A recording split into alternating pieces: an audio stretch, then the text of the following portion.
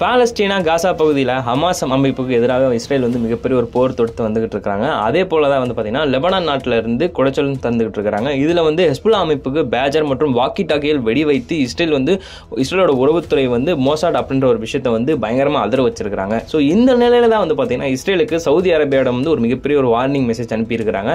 இதனால வந்து அமெரிக்காவுக்குமே வந்து ஒரு புதிய சிக்கல் வந்து ஏற்பட்டிருக்கு. கடந்த நாட்களாக வந்து பார்த்தீங்கன்னா ஹெஸ்புல்லா அமைப்பு இஸ்ரேல் எதிர்த்து மிகப்பெரிய ஒரு ஆயுத படைகள்லாம் வந்து ஏவி விட்டுருக்காங்க. முக்கியமாக வந்து ஒரு ராக்கெட்டுகளாக இருக்கட்டும், ட்ரோன்களாக இருக்கட்டும், ஒட்டுமொத்தமாக வச்சு தாக்கியிருக்கிறாங்க. அதற்கு ஒரு பதிலடியாக தான் வந்து இஸ்ரேல் தரப்புல இருந்து ஒரு மிகப்பெரிய ஒரு விஷயம் வந்து பண்ணியிருக்கிறாங்க. அதுதான் வந்து பேஜர் மற்றும் வாக்கி டாக்கியோட அடுத்தடுத்து வெடி விபத்து. ஸோ இந்த வெடி விபத்தில் மொத்தமாக வந்து பார்த்தீங்கன்னா 32 பேர் பலியான நிலையில் வந்து இதுக்கடுத்து 3000க்கும் அதிகமான வந்து காயம் அடைஞ்சிருக்கிறாங்க. ஸோ இந்த தாக்குதல் வந்து பார்த்தீங்கன்னா இஸ்ரேலோட மோசாட் உளவுத்துறை தான் வந்து காரணம் அப்படின்னு வந்து லெபனான் கூறியிருக்கிறாங்க. இந்த நிலையில தான் வந்து பார்த்தீங்கன்னா பாலஸ்தீன விவகாரத்தில் வந்து இஸ்ரேல் மீதான சவுதி அரேபியா வந்து மிகப்பெரிய ஒரு கோபம் அடைஞ்சு ஒரு மிகப்பெரிய ஒரு கண்டனம் தெரிவிச்சிருக்காங்க. முக்கியமாக வந்து அந்த நாட்டோட இளவரசர் முகமது பின் சால்மன் இஸ்ரேல் வந்து கண்டிச்சிருக்காங்க. முக்கியமாக வார்னிங்கும் செஞ்சு பேசியிருக்காங்க.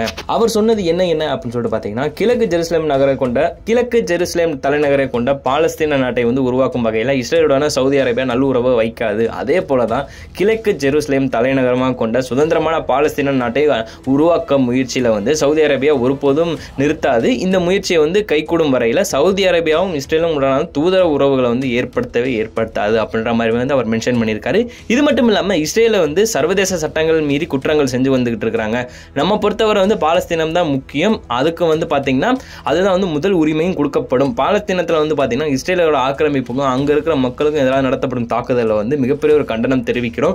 இது மட்டும் இல்லாமல் இத்தகைய நடவடிக்கையை வந்து இஸ்ரேலை உடனடியாக வந்து கைவிடணும். பாலஸ்தீனத்தை வந்து சுதந்திர நாடாக வந்து அங்கீகரிச்சுட்டு இருக்கிற நாடுகளுக்கு நாங்கள் வந்து நன்றி தெரிவிச்சுக்கிறோம்.